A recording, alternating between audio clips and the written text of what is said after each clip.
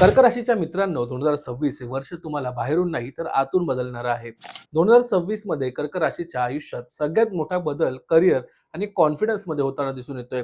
Job करणाऱ्यांना recognisation नक्कीच मिळणार आहे, पण भावनिक निर्णय घेतलात तर ती संधी हातातून निसटू शकते. वर्कप्लेस पॉलिटिक्स पासून थोडं दूर राहायचं आहे. बिझनेस करणाऱ्यांसाठी फॅमिली बेस्ड किंवा सर्व्हिस ओरिएंटेड कामातून ग्रोथ दिसून येते. स्टुडंटसाठी 2026 सांगतोय सेल्फ डाऊट बाजूला ठेवायचा आहे आणि तुम्ही कॅपेबल आहात असं स्वतःला पटवून द्यायचं आहे. पैशांच्या बाबतीत 2026 स्टेडी पण सेन्सिटिव्ह असणार आहे. इन्कम तुमच्याकडे नक्कीच येतोय, पण फॅमिली खर्च, मेडिकल किंवा घराशी संबंधित एक्सपेन्सेस वाढताना दिसून येतात.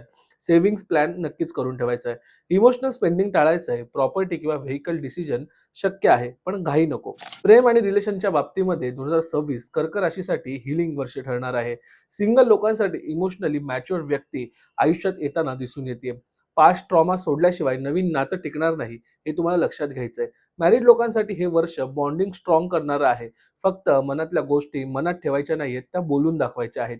आरोग्याच्या बाबतीत फिजिकल स्ट्रेंथ ठीक असणार आहे, पण मेंटल हेल्थ आणि मूड स्विंग्स यांच्याकडे अतिशय व्यवस्थित लक्ष द्यायचं आहे. स्लीप, डायजेशन, हार्मोनल इम्बॅलन्स यांची काळजी घेतली नाही तर एनर्जी कमी देखील वाटू शकते.